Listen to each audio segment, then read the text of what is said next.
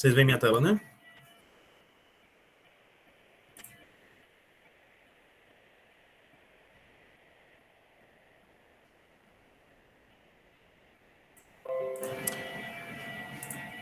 Certo.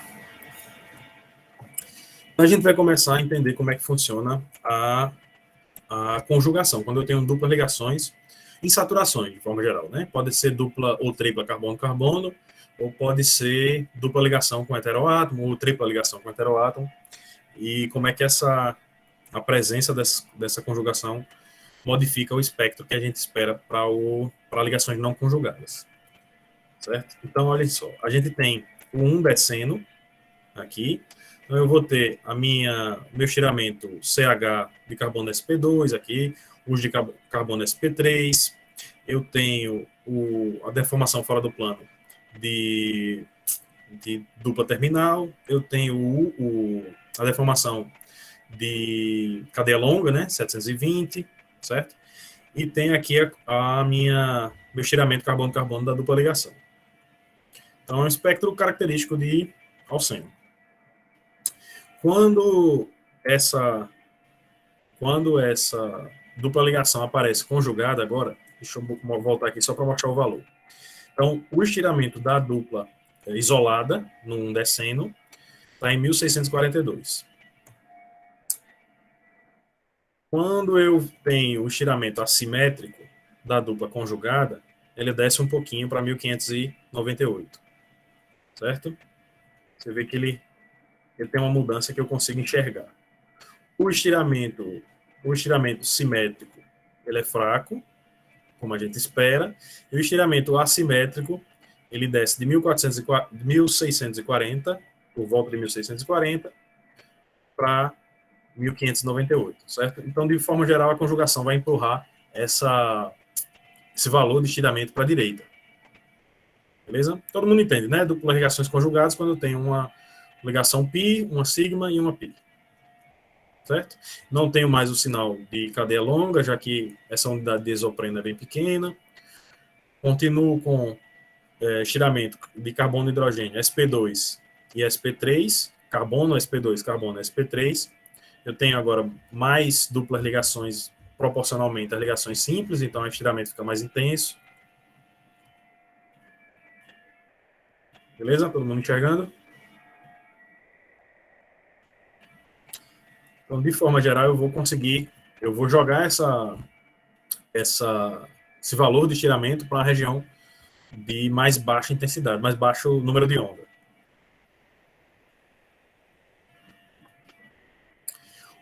Quando eu tenho cicloalcenos, e cicloalcenos a gente não vai ver tanto, mas quando eu tenho cicloalcenos, o tamanho do anel influencia na região onde a ligação vai absorver.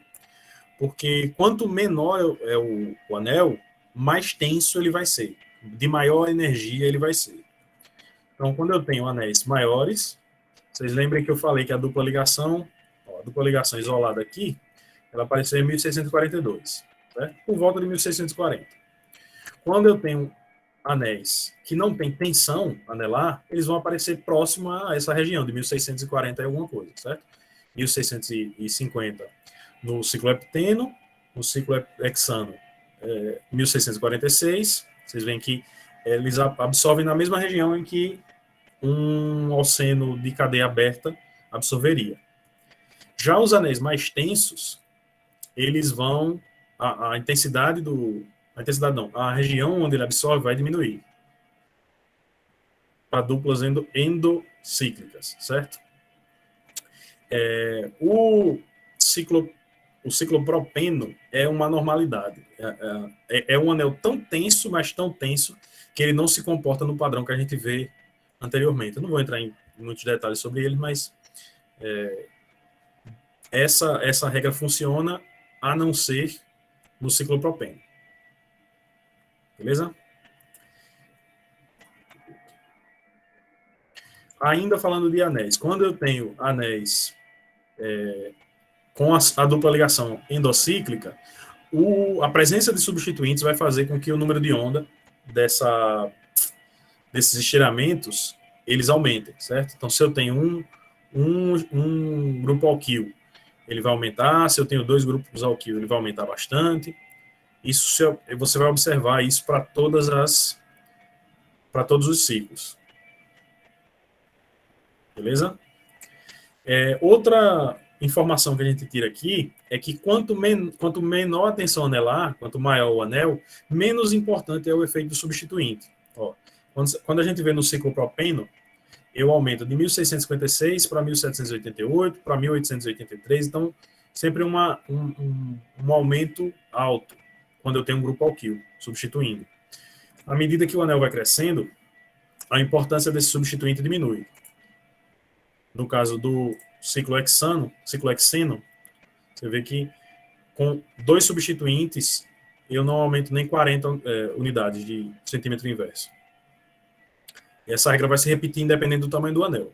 A diferença é só que quanto menor a tensão anelar, menor essa importância do substituinte.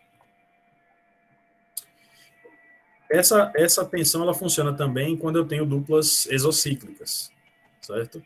Então, duplas ligações exocíclicas. Quanto menor o anel, a dupla ligação aqui fora do anel, quanto menor o anel, maior o valor do número de onda. Beleza? Os alenos têm a maior tensão relacionada a essa ligação, esse ângulo de ligação de 180 graus, e aí eu tenho o mais alto estiramento, que aparece em 1940. É o valor mais alto para duplas ligações, para estiramentos de duplas ligações. Beleza? Todo mundo acompanhando? Deixa eu ver se alguém perguntou alguma coisa. Pronto, então, para ligações pi alifáticas, quando eu não tenho anéis aromáticos, eu vou ter, via de regra, um estiramento simétrico mais fraco ou inexistente e um estiramento assimétrico que vai ficar próximo a 1640, e isso vai variar a depender da presença de conjugações ou da presença de grupos alquil ou substituintes ligados a essa dupla ligação. Quando eu tenho anéis, a tensão anelar influencia na região de absorção dessa dupla ligação, e a presença de substituintes também influencia, beleza?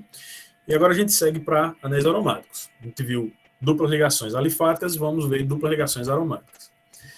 De forma semelhante, a gente vai ver os estiramentos de carbono sp2 ligado a hidrogênio, que vai ocorrer acima de 3.000, certo? Entre 3.050 e 3.010 é a região mais comum. Então, a primeira coisa que a gente observa é que os anéis, a ligação sp2 hidrogênio, esse estiramento aqui não dá para caracterizar anéis aromáticos, porque ele aparece numa região, na mesma região em que as duplas ligações alifáticas, certo? Então, a presença desse grupo CH, carbono sp2 ligado a hidrogênio, sugere que eu posso ter duplas ligações ou anéis aromáticos, certo? O que vai confirmar se eu tenho ou não aromaticidade, se eu tenho ou não um anel aromático, vão ser os estiramentos característicos de C+C diaromático. Esses estiramentos eles aparecem abaixo dos da ligação alifática, de dupla ligação alifática, entre 1600 e 1475, e aparecem aos pares, certo? Eu não tenho um único sinal quando o anel é aromático. Além então, essa dupla ligação, essa região aqui, de 1600 e 1475, ela determina que eu tenho um anel aromático, ela comprova que eu tenho um anel aromático. Além disso, eu vou ter duas regiões importantes que vão me mostrar o grau de substituição e as posições de substituição no anel aromático. Então, eu vou ter a região de deformação fora do plano, o UP, deformação fora do plano, de 900 a 690, e a região de bandas de combinação ou overtone, que aparece entre 2000 e 1677. Essas absorções elas são fracas, mas elas são muito úteis, porque a partir do padrão de substituição que a gente observa a partir do padrão de bandas que a gente observa nessa região, a gente consegue determinar se um anel aromático ele é monossubstituído, se ele é dissubstituído, e quando dissubstituído, se a substituição é em orto, em meta ou em para, se ele é trissubstituído e assim por diante. Certo? Então, essas duas regiões, elas vão nos mostrar o padrão de substituição para o anel aromático. Bom, quando a gente vai estudar o padrão de substituição, é importante que a gente tenha em mente que essas informações que a gente vai tirar do espectro, elas são delicadas, digamos assim, elas são complexas. Eu vou ter que observar os estiramentos e as deformações com bastante cautela, porque elas se aproximam uma das outras. Algumas características são mais fáceis de observar. Por exemplo, nos monossubstituídos, eu vou ter duas bandas, duas deformações, uma em 690 e uma em 750, e a de 690 vai ser mais intensa. Deixa eu ver se eu coloquei aqui. A de 690 vai ser mais intensa. Quando eu tenho dissubstituídos, eu vou ter uma única banda. Quando eu tenho meta de substituídos, quando eu tenho orto. Quando eu tenho meta de substituídos, eu vou ter 3 bandas. Quando eu tenho para, eu vou ter uma banda entre 850 e 800. Então, esse padrão, ele indica que o meu anel aromático, ele tem um ou mais substituintes, grupos alquil substituindo aquele anel. Essas tabelas, elas são muito úteis porque elas permitem não só observar a região onde cada um desses estiramentos aparece, mas também a força, a intensidade do sinal que eu devo esperar. Então, por exemplo, o monossubstituído, ele vai ter sempre essas duas bandas, e a de 690 vai ser mais intensa. O orto vai ter só uma, e assim por diante, certo? Então, para analisar os espectros de anéis aromáticos, via de regra a gente vai precisar desses quadros e tabelas para tirar informação, certo? Nos livros que eu indiquei, no Paver e no Silverstein, tem essas tabelinhas. Então, esse é a primeira região que a gente vai observar para tentar distinguir o padrão de substituição de um anel aromático. Tendo essa ideia, já sabendo se é mono, di, tri substituído, a gente vai passar para a região de banda de combinação. Esse padrão, ele precisa realmente ser comparado com o quadro, com a figura, certo? Fica bem mais difícil, porque essa região, os estiramentos nessa região, eles são bem de baixa intensidade. As deformações aqui são de baixíssima intensidade. Então, a gente precisa olhar com cuidado e comparar com essas tabelas. Mas a gente consegue observar, por exemplo, o padrão de mono substituído. A banda de combinação, o overtone, a gente consegue enxergar que são 4 sinais em ordem decrescente de intensidade. Certo? Isso aqui indica que eu tenho um anel mono substituído. Além disso, eu tenho a deformação angular fora do plano. Deixa eu ver se alguém perguntou alguma coisa, não, né? Então, a gente vai olhar as combinações, certo? Então, eu tenho, para monossubstituídos, duas deformações, uma em 690 mais intensa e uma em 750, e, além disso, o padrão de substituição do overtone entre 2000 e 1667. Então, padrão de monossubstituído, certo? As deformações angulares fora do plano, além do padrão de overtone monossubstituído. Olhando assim só o monossubstituído isoladamente, a gente parece simples, mas quando a gente compara com os outros, vocês vão ver que fica mais complexo. Além disso, no restante do espectro, eu vou ver carbono sp2 ligado a hidrogênio, estiramento, carbono sp3 ligado a hidrogênio. A presença desse estiramento sp3 hidrogênio já indica que eu tenho pelo menos um substituinte alquil, certo? Se eu tivesse só o anel aromático, eu teria só carbono sp2. Se eu tenho um sp3, eu já deduzo que eu tenho um anel aromático substituído. Além disso, eu vou observar os estiramentos de C-C aromático, entre 1600 e 1450, e vou observar o padrão de substituição. Deformação angular fora do plano, padrão do overtone.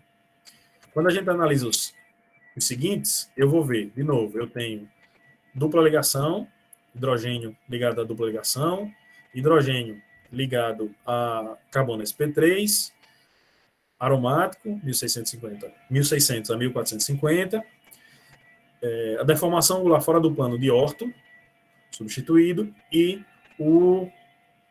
a região de overtone também de orto. Então vocês veem que essa região aqui, simplesmente olhando para ela, fica bem complicado de analisar, né? Eu preciso comparar com o meu padrão. Então vocês veem que o padrão eu vou ter uma menor, uma maior, uma menor, uma maior e uma menorzinha aqui no canto, certo? Então essa determinação do padrão de substituição ele tem que ser feito baseado na comparação com as tabelas.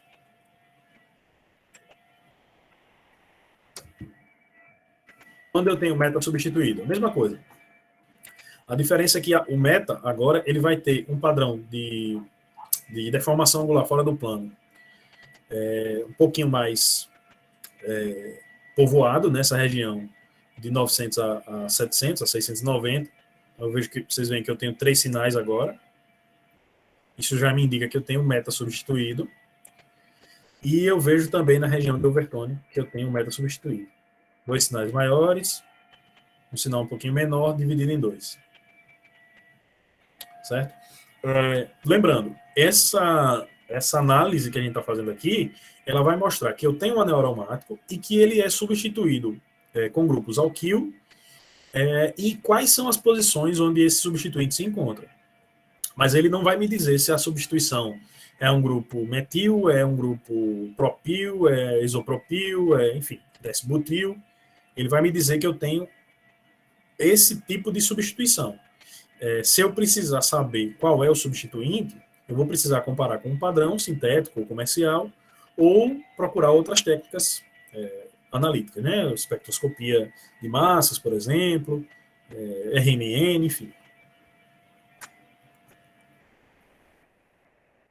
Quando eu tenho um para substituído, eu vou ter os mesmos sinais, as mesmas regiões, então, SP1, SP2 hidrogênio, SP3 hidrogênio, região de estiramento C+C de aromático, a deformação angular fora do plano do para substituído vai ser essa em 850, uma única deformação de alta intensidade, e o padrão de substituição do para também característico.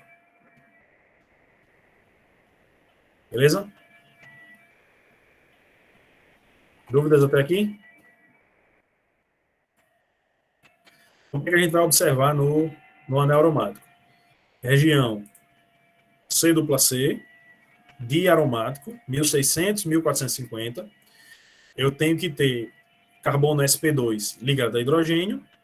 Se além do carbono sp2 eu tenho também carbono sp3, eu já sei que esse anel aromático tem algum substituinte. Aí eu vou observar as duas regiões, a região de overtone e a região de deformação angular fora do plano, para tentar determinar qual é o padrão de substituição desse anel. Beleza? Normalmente, quando a gente está procurando, está identificando uma substância, a gente tem algumas outras informações. Então, por exemplo, se eu sei que a minha estrutura tem, por exemplo, 9 carbonos, e eu sei que ela é dissubstituída, um anel aromático dissubstituído, em orto, em meta ou em para, o que quer que seja, mas ele é dissubstituído, eu sei que um dos substituintes é um grupo metil e o outro é um grupo etil. Não tem outra possibilidade, certo? Se ele tem 9 carbonos, então fica bem mais simples de determinar essa estrutura. Se ele tem mais carbonos, digamos que ele tenha, em vez de 9, ele tenha 11. Então eu tenho 5 carbonos como grupo substituintes, usando o mesmo exemplo. Dissubstituído, só que eu tenho 5 carbonos substituindo. Aí eu vou ter que procurar um pouquinho mais, porque eu posso ter um grupo metil e um grupo butil como substituintes, eu posso ter um etil e um propil, assim, eu posso ter test-butil, enfim, as possibilidades aumentam, certo? Então a gente vai ter que ir montando esse quebra-cabeça aos poucos, com as informações que nós temos à mão. Tranquilo?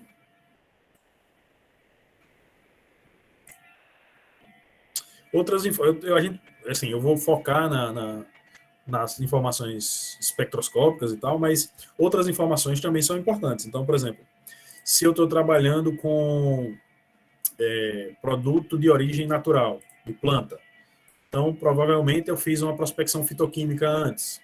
Então, eu sei quais são as possíveis classes de compostos que tem ali presentes. Se eu estou trabalhando, sei lá, com um produto comprado, eu posso determinar ponto de fusão, por exemplo. José levantou a mão, pode falar. Você falar prospecção. Tá baixo o áudio, não sei se é só para mim. Se eu puder falar mais perto do microfone. Olha, quando você fala prospecção fitoquímica, quer dizer o quê? Ah, tá. Quando você trabalha com produto de origem natural, fiz um extrato da folha de maracujá. Aí tem algumas reações colorimétricas que eu posso fazer com esse extrato que vai me dizer quais são os possíveis compostos que tem ali presentes. Ele não vai me dizer tem o composto X, Y, Z. Ele vai dizer, ó, tem essa classe, tem essa classe. Por exemplo, eu posso fazer uma reação colorimétrica que vai me mostrar que tem antocianina. Outra vai mostrar que tem alcaloide. Outra vai mostrar se tem flavonoide. E aí eu vou tentando... Tipo, eu sei que naquela fração, por exemplo, tem fenóis. Aí eu vou olhar no meu infravermelho. E ali eu vou ver, opa, eu tenho hidroxila no infravermelho, eu tenho anel aromático, então é provável que eu tenha um fenol. Entende? As informações umas vão ajudando as outras. Beleza? Mais alguma dúvida? Não, por enquanto só isso. Pronto, tranquilo. Deixa eu voltar aqui. Certo, então eu vou analisar essas regiões do espectro de infravermelho para observar se eu tenho anel aromático ou se eu tenho duplas ligações. Eu posso ter, por exemplo, no anel aromático, na forma canônica que a gente representa o anel aromático, eu vou ter 3 duplas ligações conjugadas, certo? A gente sabe que não é assim, que os elétrons estão deslocalizados, mas a forma como eu escrevo tem 3 duplas ligações conjugadas. Quando eu faço isso numa cadeia aberta, com 6 átomos de carbono, 3 duplas ligações conjugadas, eu vou ter um espectro bem diferente do aromático, certo? Então, ele já me mostra se eu tenho um composto alifático, mesmo que tenha várias duplas, ou um composto aromático, certo? A gente já vai entendendo como é que funciona essa estrutura. E aí a gente vai aumentando a complexidade.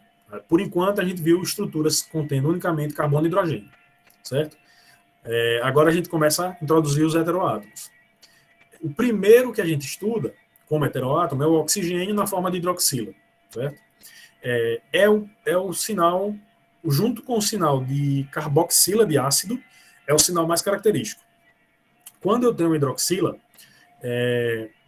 ela vai aparecer geralmente como um pico bem largo, por volta de 3.400 a 3.300 centímetros inversos.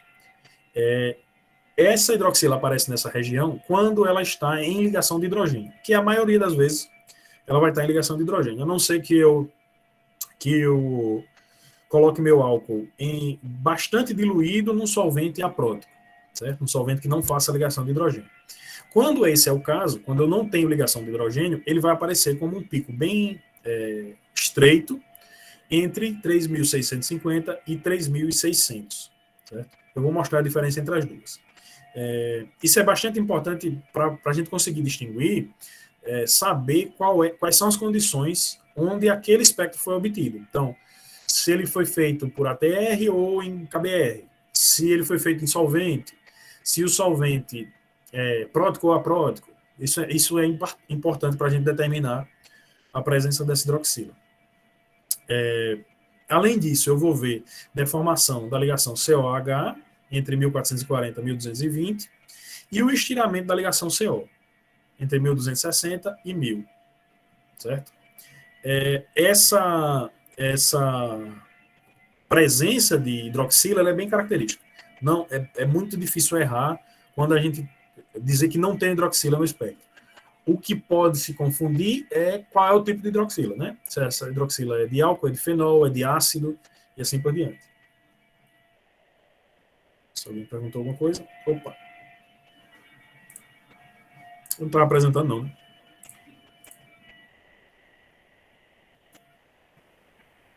Desculpa. Fiquei conversando aqui e não vi que não estava apresentando.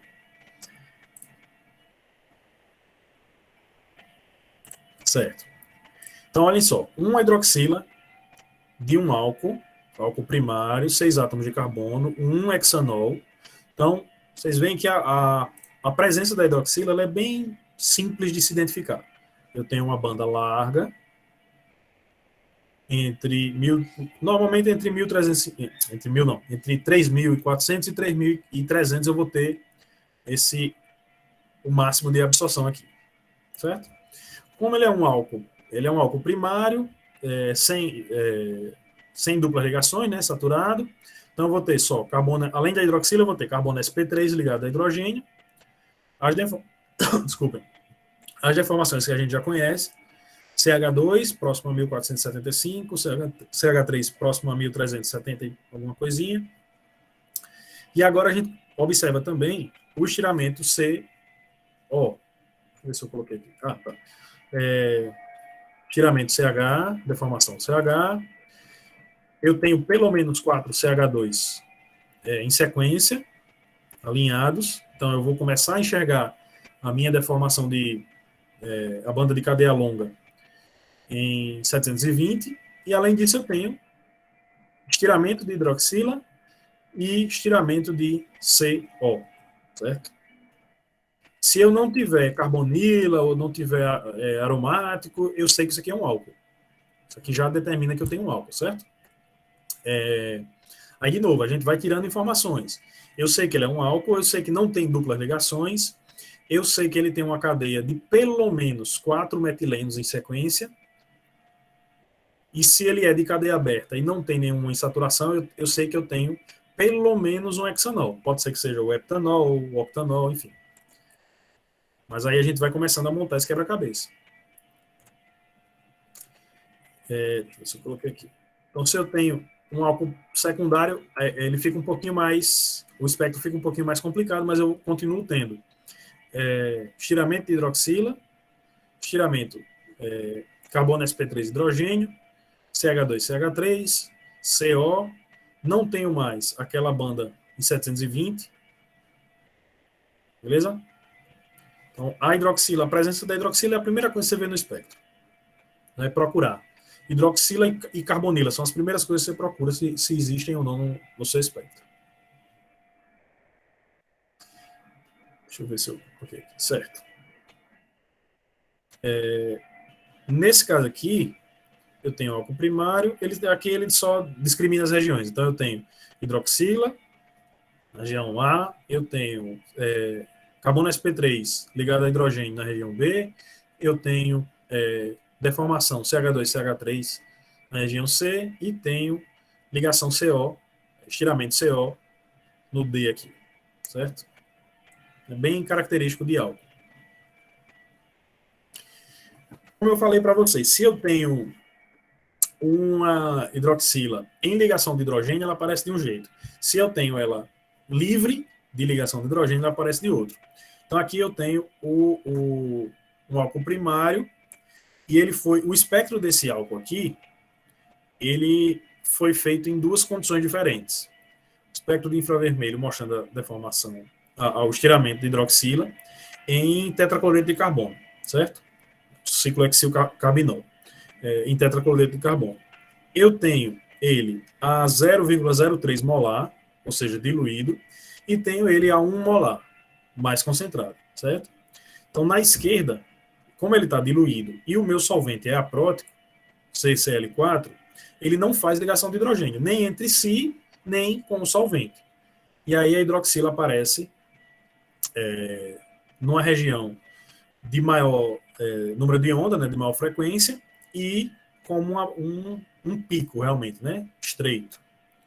Quando eu aumentei essa concentração, eu já vejo que eu tenho um pouquinho só dele livre, o estiramento dele livre diminuiu bastante da hidroxila livre, e eu passo a formar aquela banda mais larga, essa banda onde a interação intermolecular de hidrogênio começa a aparecer, e aí eu tenho as duas situações, certo?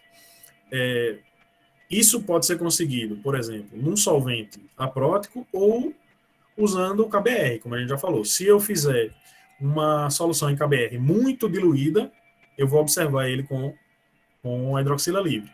Ou com a hidroxila livre de ligação de hidrogênio, né? Sem ligação de hidrogênio, é isso mesmo. E quando eu faço isso com mais concentrado, no ambiente mais concentrado, vai começar a aparecer a minha ligação de hidrogênio aqui. Beleza?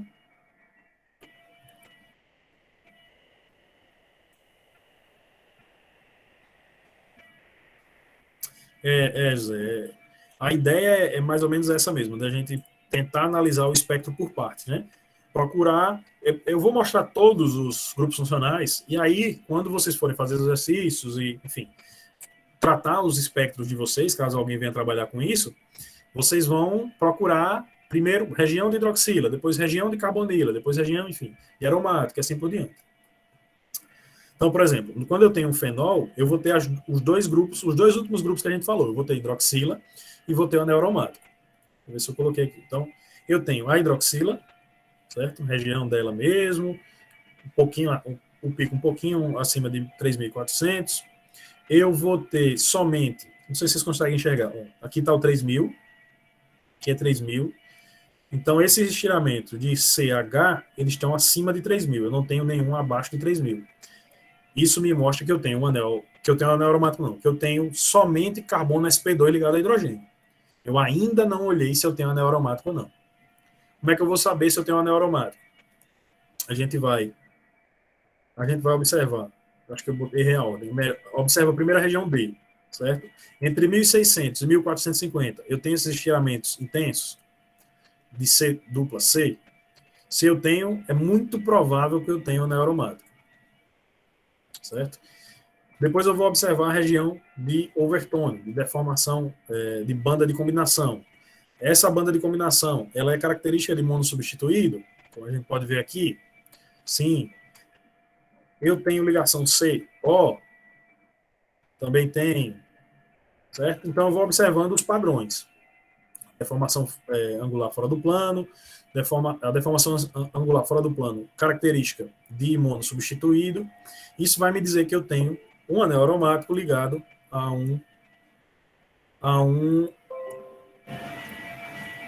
uma hidroxila, certo? Então eu vou observando as regiões separadamente. Eu vou tentar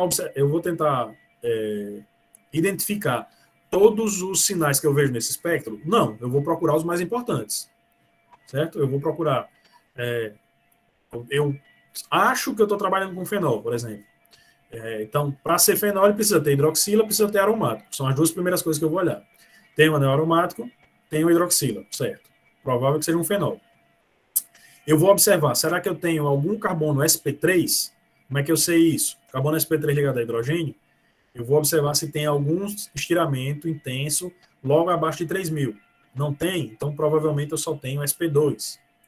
Eu tenho aqueles estiramentos de CH3, CH2? Não tenho, então provavelmente só tem sp2. Eu vou olhar as regiões de características de padrão de substituição, overtone e deformação fora do plano.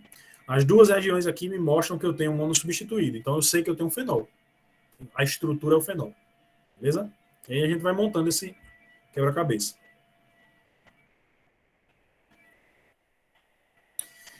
Os fenóis também podem ser substituídos, como a gente estava falando. Então, se eu tiver, por exemplo, o paracresol aqui, eu tenho o parametilfenol. Esse fenol aqui, ele vai ter tudo que a gente viu no espectro anterior, mais o que o substituinte coloca no espectro. Então, eu tenho, deixa eu ver se eu coloquei aqui, certo. Então, eu tenho hidroxila, eu tenho aromático, eu tenho estiramento CO, e aqui, diferente do anterior, eu vou ter, além do CH-SP2, eu tenho também CH-SP3. Esse espectro não ajuda, mas o 3.000 está aqui. Ó. 3.000 está aqui, então eu tenho um acima de 3.000 e outro abaixo de 3.000. Então é provável que eu tenha carbono sp3 e carbono sp2. Se eu tenho carbono sp2, então provavelmente eu tenho um substituinte. no fenol. E aí eu vou observar o padrão de substituição. Região de overtone de para substituído, região de deformação angular fora do plano de para substituído. Certo? Então eu sei que eu tenho um fenol com a substituinte, com o grupo alquil substituinte em posição para. Eu sei qual é esse substituinte? À primeira vista, não. Vou ter que observar outras propriedades da molécula. Mas eu sei, pelo menos, qual é o padrão de substituição desse composto. Dúvidas?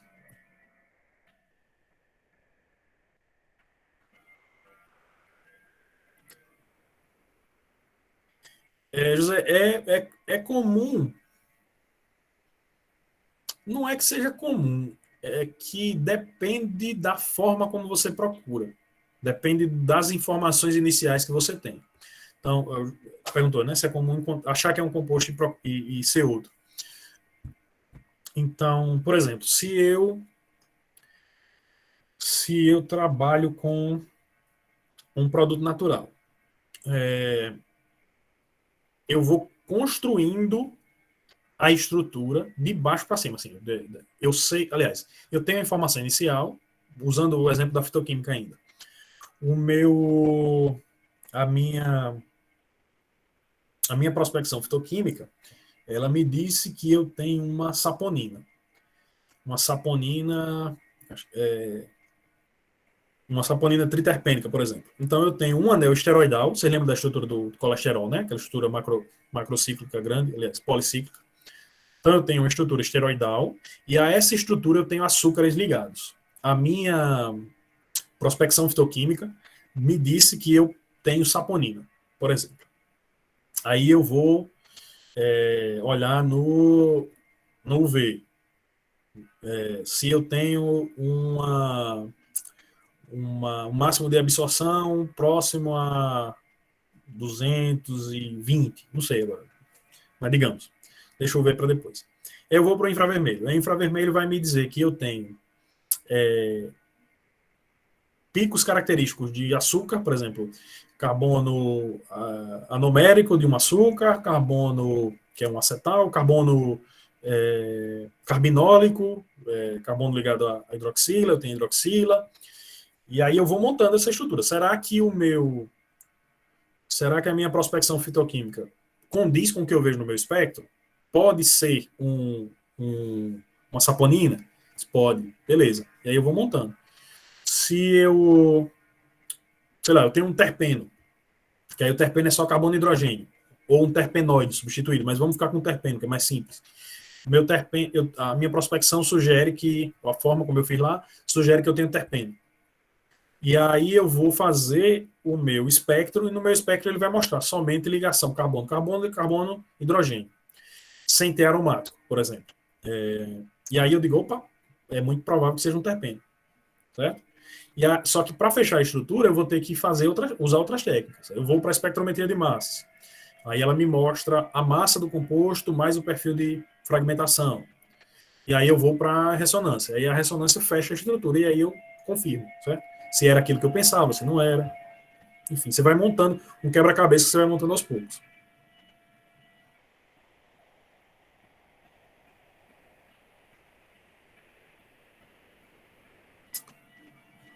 Deixa eu ver aqui. Beleza.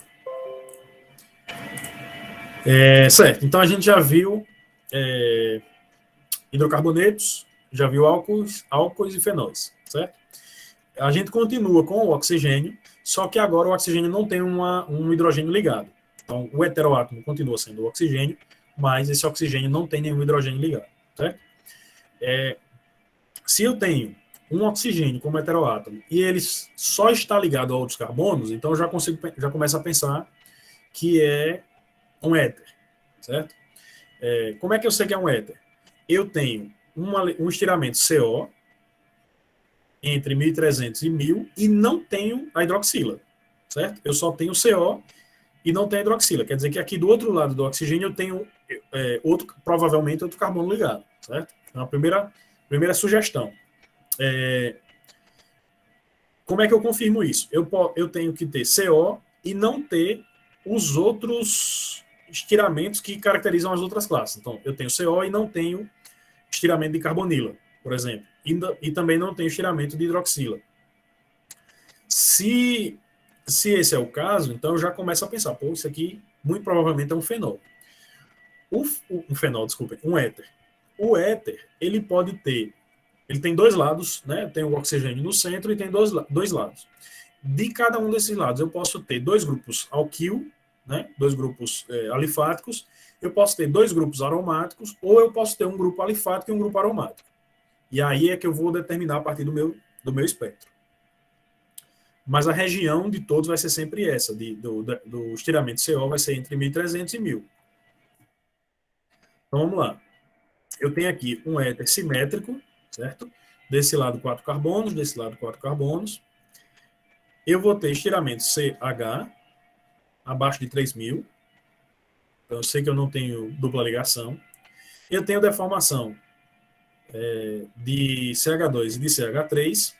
E eu tenho estiramento CO. Deixa eu ver se eu coloquei. Tenho estiramento CO, certo? Eu não tenho, além disso, eu não tenho nada que indique que eu tenha outra função orgânica que não seja éter. Não tenho hidroxila, não tenho carbonila, não tenho dupla ligação, não tenho nitrogênio, grupo amino. Então a gente segue com a ideia de que é um éter, certo? E aí, de novo, se eu tiver outras informações, ótimo. Éteres normalmente são bastante voláteis. Propriedades fisicoquímicas, ponto de ebulição, por exemplo, propriedades organolépticas, o cheiro. Então, você vai montando esse quebra-cabeça. Então, aqui eu tenho um éter que tem dois grupos alifáticos ligados, né? Grupo alquil, grupo alquil. Nesse caso aqui, eu tenho um éter que tem um grupo alquil, grupo alifático de um lado, e um grupo aromático do outro. Então, vocês veem que o espectro fica bem mais complicado, né? Bem mais complexo. Agora eu vou ter carbono sp2 ligado a hidrogênio, carbono sp3 ligado a hidrogênio. Eu tenho região de estiramento de aromático. Eu tenho os dois estiramentos CO, um carbono ligado a anel aromático, um carbono ligado a alifático. Deixa eu ver se eu coloquei aqui os valores. Certo. Então, normalmente aparecem duas bandas. Uma é de 1.250 e outra entre 1.040.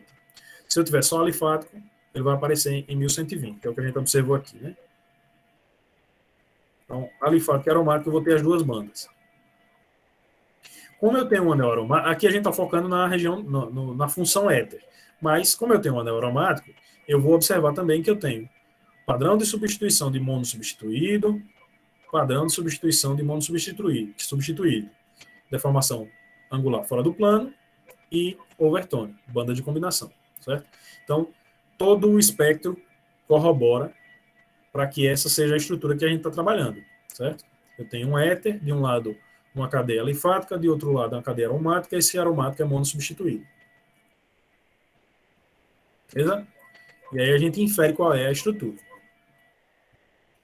Dúvidas até aqui? Muitas informações, professor. Muitas informações, realmente. Tentando assimilar. Tá, beleza. Eu vou colocar o exercício hoje para vocês entregarem semana que vem, mas quem já conseguir responder alguma coisa já vai tirando dúvida amanhã, enfim.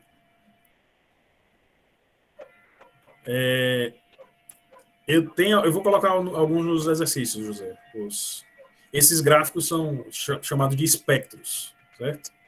Professor, esses dados assim de tabelas e comprimentos, existe alguma tabela, tipo, já elucidada com esses comprimentos e os compostos? No livro, tanto no Pavia como no Silverstein, vocês têm várias tabelas, tem quadros com as regiões e em cada um dos grupos químicos vai ter uma pequena introdução e vai ter a tabela. Mas deixa eu dar uma olhadinha aqui. Se você colocar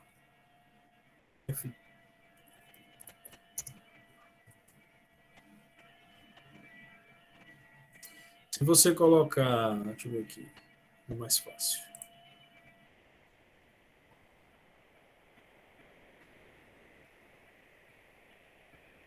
Se você colocar FTIR Table no Google, vão aparecer várias tabelas. Quem não tiver com o livro...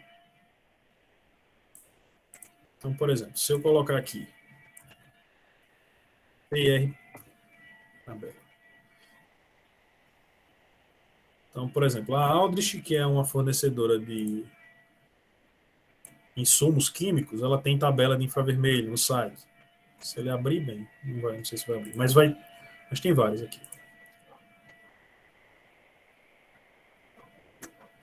Deixa eu ver aqui. Deixa eu ver uma aqui.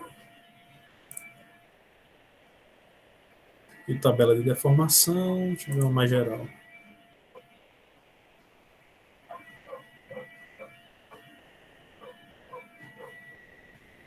Então, se vocês colocarem tabela FTIR no Google, vai aparecer um monte de tabelas. Eu recomendo, quem puder, quem tiver o livro, dá uma olhadinha, porque lá vão ter várias tabelas e vários quadros. Quem quiser dar uma procurada, quem se interessar mais, quiser dar uma procurada em artigos, porque os livros eles foram publicados há, sei lá, alguns anos. Então, é a informação que se tinha até o momento da publicação do livro, né? Quando você faz uma busca por artigos, você vai ver o que é mais recente. Então, pode ter coisa em artigo que ainda não tem no livro, que só vai ter na próxima edição, certo? Mas, de forma geral, o livro vai ter as informações que vocês precisam. Garrafa chamada de gráfico, não tem problema, José. A gente está aqui para aprender mesmo. Tem muita gente que trabalhou com isso, que se formou e, às vezes, escapola e chama de gráfico. Não tem problema. Mas fiquem com isso na cabeça. Quando eu trabalho com espectrometria ou espectroscopia, o que você chama de gráfico é um espectro, certo? Um espectro é um gráfico, né? Uma plotagem de intensidade em relação a ou número de onda, ou ppm, se for RMN, ou comprimento de onda, é sempre essa proporção. Certo, onde foi que eu parei aqui? Deixa eu colocar aqui para não esquecer de novo de projetar.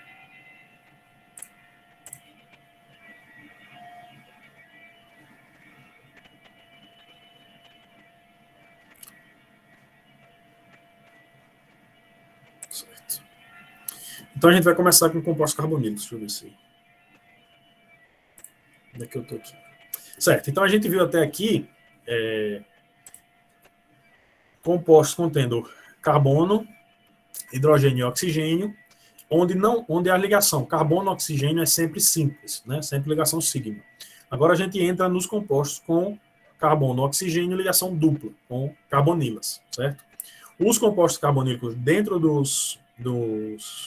estudo do infravermelho, ela vai ser a classe mais vasta e com mais detalhezinhos, assim, pra gente, que a gente tem que levar em consideração.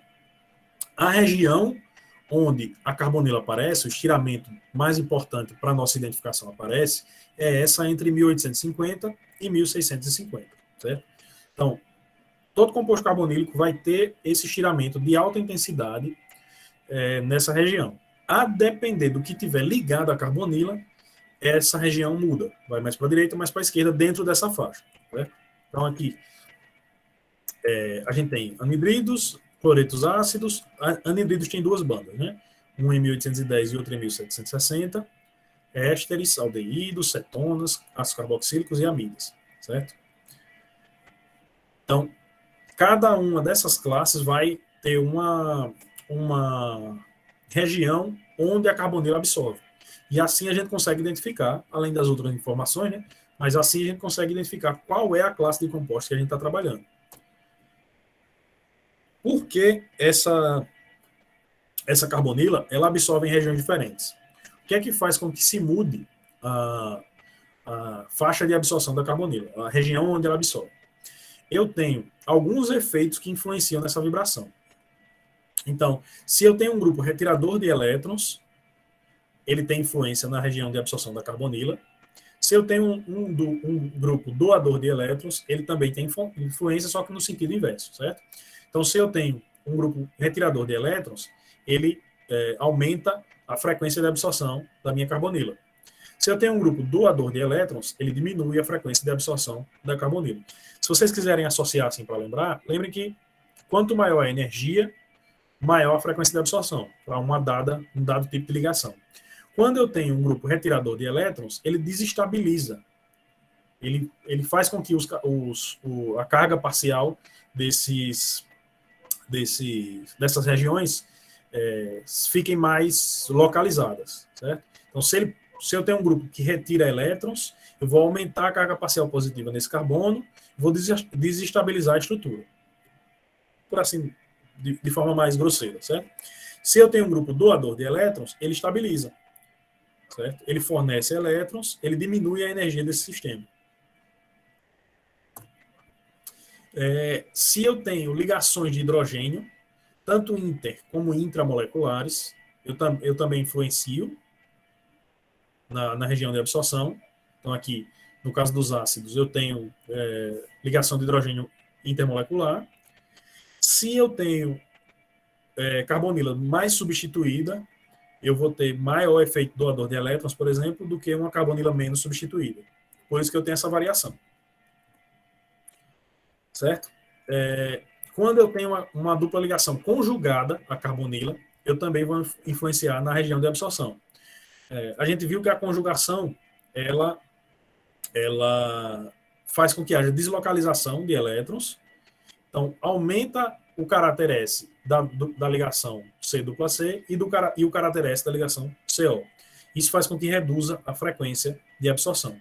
Quando eu tenho deslocalização de elétrons, eu tenho estabilização da molécula, é assim que a gente tem a estabilização da aromaticidade, por exemplo, é um dos fatores. Então, eu tenho redução de frequência. A molécula, aquela região, a carbonila, se torna menos energética, de menor energia, e eu reduzo a frequência de absorção. Então, quando eu tenho uma insaturação entre o carbono alfa e o carbono beta, a carbonila, essa deslocalização de elétrons diminui a frequência de absorção. Então, se eu tiver, por exemplo, numa cetona insaturada, a carbonila livre, ela absorve em torno de 1715. Quando eu tenho uma insaturação conjugada, ela diminui para 1690. E esse padrão se repete. Um aldeído, né, sem essa conjugação, absorve 1725. Com um grupo aril conjugado, 1700. Um ácido, 1710 quando ele está livre, 1680 quando está conjugado, certo? O tamanho do anel também influencia. Quando eu aumento o número, eu aumento a frequência de absorção. Essas comparações são sempre em relação à cetona de cadeia aberta, certo? Então, se eu tenho uma cetona de 5 átomos de carbono, aliás, uma cetona, de forma geral, ela vai absorver em 1715. Quando eu tenho um anel de 5 membros, ela vai para 1745, o anel diminui, esse número de íon aumenta. Quando eu tenho um éster cíclico, né, uma lactona, o éster de cadeia aberta, né, o éster normal, absorve em 1735, a lactona em 1770. Mesma coisa com a lactama. A amida livre, 1690, a lactama, 1705. Certo? A presença desse anel, a tensão anelar vai fazer com que a frequência de absorção aumente, como a gente já viu anteriormente, né? Quando eu tenho a possibilidade de uma ligação de hidrogênio intramolecular, isso faz com que reduza a frequência de absorção também da carbonila. Então, o metilsalicilato, um éster, ele vai absorver na região mais baixa, 1680, certo? Eu tenho que levar em consideração ligação de hidrogênio intermolecular, por exemplo, quando eu tenho uma solução mais concentrada de determinado composto, intermolecular, e também ligação intramolecular, quando a orientação desses grupos substituintes, ela permite que haja essa formação do intermediário de 6 membros, né, de uma forma mais estável com um anel de 6 membros aqui. Isso faz com que a frequência de absorção também seja reduzida. E aí a gente vai olhando cada um Isso aqui é uma explanação geral dos compostos carbonílicos e a gente vai ver de um por um. Dúvidas até aqui? É muita informação, né? Demais, viu, professor? De verdade. Mas não se desespere. Dá uma olhadinha no livro, no capítulo, e eu passo os exercícios hoje, vocês já vão fazendo e a gente vai tirando as dúvidas, certo? O que é importante para compostos carbonílicos? Eu vou precisar decorar cada um dos números? Não.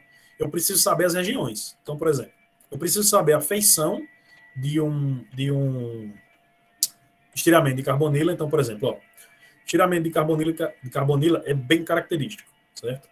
Então, eu tenho entre 1800 e pouco e 1650, eu vou ter um estiramento de alta intensidade, certo? A região onde esse estiramento vai aparecer vai depender do tipo de estrutura que eu estou trabalhando, da classe de composto que eu estou trabalhando, certo? Então, vamos começar pelos aldeídos, vocês vão vendo que dá para a gente ir entendendo aos poucos, certo? Então, como é que eu caracterizo os compostos carbonílicos? O primeiro composto, né, o mais simples, que é o aldeído. Eu vou ter uma carbonila e a ela eu tenho pelo menos um hidrogênio ligado, certo? Eu posso ter dois, no caso do formaldeído, mas eu tenho que ter pelo menos um hidrogênio ligado.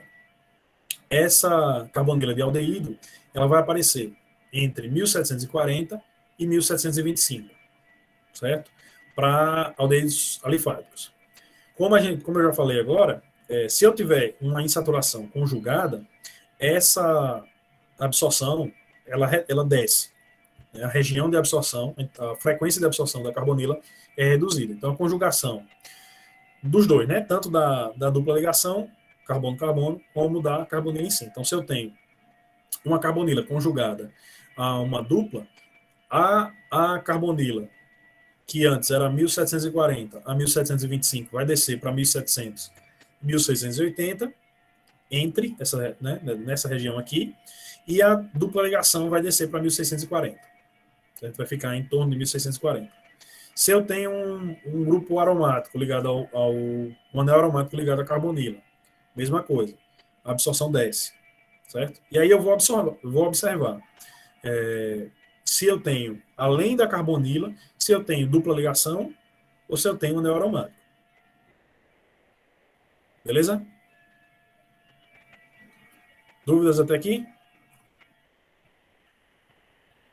Então vamos olhar um anel aromático de cadeia um pouquinho mais longa. Então, eu tenho o octanal. Eu vou procurar o que é que eu tenho no meu aldeído. O que é que eu tenho de característico no meu aldeído? Eu tenho a carbonila, na região específica de aldeído, e tenho o carbono sp2 da carbonila ligado ao hidrogênio. Acho que eu esqueci de colocar aqui. Tá, esqueci de falar aqui. Então, o hidrogênio de aldeído, ele vai aparecer normalmente com duas bandas fracas, uma em 2860, entre 2860 e 2800, e a outra entre 2760 e 2700. Essa primeira aqui, ela é mais difícil de ser vista, porque ela aparece próxima da região de carbono sp3 ligado a hidrogênio. Mas essa aqui, de frequência mais baixa, não, a gente consegue enxergar. Então, se eu observar aqui, ó, eu tenho carbono sp3 ligado a hidrogênio. A primeira coisa que eu vou olhar é a carbonila, né? Eu tenho carbono sp3 ligado a hidrogênio e eu tenho carbono de aldeído, carbono sp2 ligado a hidrogênio. Vocês veem que esse aqui é bem difícil de ver, né? Ele está praticamente encoberto pelo sinal do sp3 ligado a hidrogênio. Mas o segundo eu consigo ver. Certo? Então eu tenho aqui, ele é praticamente um ombro no estiramento do carbono sp3 hidrogênio, mas o segundo, de 2760 a 2700, eu consigo enxergar. O restante do espectro é o que a gente já viu para a cadeia carbônica, né? Estiramento CH2, CH3, bem mais CH2, né? Já que eu tenho 7 CH2, então estiramento bem mais intenso. Estiramento de cadeia longa, banda de cadeia longa, pelo menos 4 CH2, aqui eu tenho 7. Então eu sei que esse é um aldeído eu sei que não tem outra insaturação a não ser a da carbonila, e eu sei que ele tem uma cadeia de pelo menos 4 átomos de carbono, 4 CH2, certo? Então, aí eu já tenho bastantes informações sobre esse composto. Quando eu tenho uma dupla ligação conjugada, eu vou ter tanto o estiramento de carbonila como o estiramento da dupla. Vocês veem que eles aparecem bem próximos aqui. Ó. Eu errei a ordem do negócio aqui. Então, tem o estiramento de carbonila, estiramento da dupla ligação conjugada. Beleza? Não sei se dá para vocês verem aqui, mas ficou próximo a 1700. Desceu de 1740 para próximo a 1700. Aqui no começo eu vou ter carbono sp3 ligado a hidrogênio, carbono sp2 ligado a hidrogênio. Opa, aqui é a mistura, né? Carbono sp2 e carbono sp3 ligado a hidrogênio. E o CH de aldeído. Como eu tenho bem menos carbono sp3 ligado a hidrogênio, então esse sinal ficou bem menor, aqui eu consigo ver os dois bem definidos do aldeído. 2.850, 2.750, mais ou menos. Certo? Aí eu posso observar o restante do espectro, mostrando que eu tenho uma deformação angular fora do plano de ligação trans, e aí a gente vai olhando aos poucos, né? Mas o importante é determinar que eu tenho a carbonila, que essa carbonila aparece numa região mais baixa do que aquela esperada para o aldeído, então provavelmente eu tenho a conjugação, e aí eu vejo, se eu tiver a conjugação, eu tenho que ter carbono sp2. O estiramento CH aqui acima de 3.000 me mostra que eu tenho carbono sp2, o estiramento C+C aqui também me mostra que eu tenho sp2. E aí eu sei que, além de ter um aldeído, eu sei que eu tenho uma dupla ligação e que essa dupla ligação é conjugada. Se essa dupla ligação fosse mais distante, o espectro seria parecido, mas os estiramentos da carbonila estariam na região que a gente espera, 1740 mais ou menos. Entre 1740 e 1725. Se eu tenho um aldeído aromático, eu vou ter o que eu já vi no espectro anterior, ligação, carbono, hidrogênio de carbono carbonílico. Aqui eu não tenho nenhum sp3. Não tenho nenhum carbono sp3. Então fica bem clara a presença dos dois estiramentos do CH do aldeído. Certo? Eu só tenho carbono sp2. Então eu tenho hidrogênio ligado a carbono sp2 de aromático, hidrogênio ligado a carbono sp2 de carbonila. Além disso, eu tenho a dupla ligação, a carbonila, próximo a 1700, conjugada, os estiramentos de aromático conjugado. E aí, se a gente quiser observar o padrão de substituição, a gente volta mono substituído de aromático, mono substituído de aromático. Beleza? Dúvidas?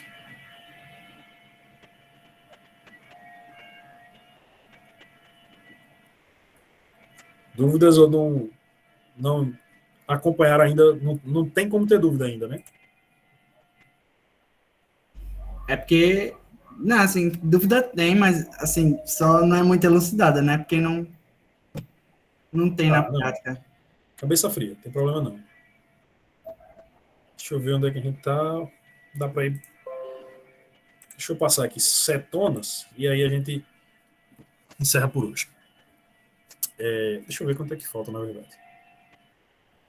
Pronto. Deixa eu dar essa parte de cetonas e aí a gente encerra por hoje. Certo. Então, lembrem, né? Vai acumulando. O conhecimento que a gente viu até aqui vai acumulando com os seguintes. Então, de forma geral, lembrando, carbonila, estiramento de alta intensidade, 1800, 1650, e a depender da região onde ele aparece, a gente sabe qual é o tipo de estrutura. Então, a gente viu o aldeído. Para ser aldeído, eu tenho que ter um hidrogênio ligado ao carbono carbonílico. Beleza? A classe seguinte, a classe das cetonas, eu tenho a carbonila sem ter o hidrogênio ligado e sem ter hidroxila ligada ou nitrogênio ligado. Então, eu tenho carbonila ligada a carbonos. Esse carbono pode ser aromático, alifático, enfim, mas tem que ser carbono, certo? Para ser uma cetona, tem que ter carbonila ligada a carbono de um lado e carbono do outro. O estiramento da carbonila vai aparecer entre 1720 e 1708, certo? Para cetonas alifáticas. Do mesmo modo que a gente viu para aldeídos, a conjugação faz com que a frequência de absorção diminua. Então, a região onde vai absorver diminui. Se eu tenho uma dupla ligação conjugada, desce para abaixo de 1700, tanto se ela é conjugada alifática ou conjugada aromática, vai descer abaixo de 1700. E aí, para saber se eu tenho alifático ou aromático, eu vou observar se eu tenho os sinais do anel aromático ou não. Beleza? Se eu tenho uma acetona que tem 2 grupos fenil, que ela é aromática dos 2 lados, aí a conjugação com 2 anéis aromáticos vai fazer com que a frequência de absorção diminua mais ainda. Então vai de 1670 a 1600. Certo? Cetonas cíclicas. Quando eu tenho uma cetona cíclica, a gente vai ter o mesmo padrão que a gente viu anteriormente. Quanto maior a tensão anelar, quanto menor o anel, maior a frequência de absorção. Quando o anel cresce, a frequência de absorção diminui. Além disso, eu vou observar a deformação angular fora do plano, de média intensidade, entre 1.300 e 1.100. Então, vamos lá. Eu tenho uma cetona conjugada, já coloquei direto a conjugada, não sei porquê. Tá. Eu tenho a cetona conjugada, então eu vou ter carbono sp2 ligado a hidrogênio, já que eu tenho essa dupla ligação, que é substituída, carbono sp3 ligado a hidrogênio, não tem o sinal do aldeído, certo? Não tem nenhum dos sinais do aldeído. Tenho a carbonila conjugada, próxima a 1700, um pouquinho abaixo de 1700. Tenho a dupla ligação conjugada, próxima de 1600, certo? Então, se eu tenho uma carbonila, se ela não tem hidroxila associada, nem nitrogênio, nem hidrogênio ligado ao carbono carbinólico, então eu sei que é uma cetona, certo? E aí, nesse caso aqui, eu vou observar também o padrão de substituição, né? Quando eu tenho uma cetona, que de um lado ela tem um anel aromático e do outro lado uma porção alifática, aí eu vou ver os sinais referentes aos dois. Eu vejo a carbonila, eu vejo o carbono sp2 ligado a hidrogênio, o carbono sp3 ligado a hidrogênio. Vejo também a deformação angular da cetona com os carbonos adjacentes e vejo o padrão de substituição desse anel aromático, certo? Mono substituído. Beleza? Então, como é que eu sei que eu tenho uma cetona alifática? Que ela, dos dois lados da carbonila, tem estruturas alifáticas. Não vejo nenhum sinal de aromático. Como é que eu sei que eu tenho dos dois lados da carbonila, eu tenho 2 anéis aromáticos? Primeira coisa que eu vou ver, esse sinal de carbonila vai descer ainda mais, certo? Vai ficar entre 1770 a 1600. E aí eu vou ter somente carbono sp2 ligado a hidrogênio, não tenho mais o carbono sp3. Bom, como a gente viu, quando eu tenho uma cetona não tensionada, um anel de 6 membros, sem tensão anelar, ou baixa tensão anelar, ele vai absorver na mesma região, mais ou menos na mesma região, que uma cetona acíclica, né? Cadeia aberta. Quando a tensão aumenta, no caso aqui, quando a tensão anelar aumenta, acho que eu botei conjugação primeiro. Quando a conjugação, certo? Quando eu tenho conjugação, eu tenho redução na frequência de absorção, certo? Então, grupos alquil diferentes vão mudar a frequência de absorção. Quando eu tenho um grupo aril e um grupo alquil, eu reduzo um pouco mais. Quando eu tenho a dupla ligação também. Se eu tenho 2 grupos aril, eu reduzo ainda mais. Se eu tenho ligação de hidrogênio intramolecular, eu reduzo ainda mais. Quando eu tenho compostos cíclicos, a frequência de absorção da cetona acíclica, 1715, mais ou menos. Quando eu tenho um anel com baixa tensão anelar, muito baixa tensão anelar, como é o caso do de 7 membros, eu reduzo um pouco essa frequência de absorção. À medida que a tensão anelar cresce, eu aumento a frequência de absorção. Então, o de 6 membros tem pouca tensão anelar, fica na mesma região da cetona acíclica. À medida que o anel vai diminuindo, a frequência de absorção vai aumentando até o máximo de tensão, no caso dos cetenos, onde eu tenho uma frequência de absorção próxima a 2140. Beleza? Então, de forma geral, conjugação, dupla ligação, conjugada, faz com que a frequência de absorção diminua. Tensão anelar faz com que a frequência de absorção aumente. Beleza? Então, carbonilas, compostos carbonílicos. A gente viu aldeídos e cetonas. Aldeídos, primeira coisa a procurar. Tem um carbono carbonílico. A carbonila aparece no espectro? Beleza. Essa carbonila está ligada a um carbono... essa carbonila está ligada a um hidrogênio. Tem aqueles dois sinais em 2800 e pouco, 2700 e pouco. Beleza, então provavelmente é um aldeído. Não tem esse sinal, só tem carbonila ligada a carbono, então acetona. Esse espectro tem os sinais entre 1600 e 1450, provavelmente é aromático. Tem tanto aromático como alifático, então eu tenho de um lado uma cadeia alifática, de um lado a cadeia aromática. E aí a gente vai encaixando as peças. Beleza? Muita informação, né? Muita, professor. Tá. Beleza. Alguém tem alguma dúvida até aqui? Vamos ter quando começar a fazer os exercícios. Pronto, beleza. Então assinem o chat aqui, a lista de frequência, seu nome completo. Eu vou interromper aqui a gravação.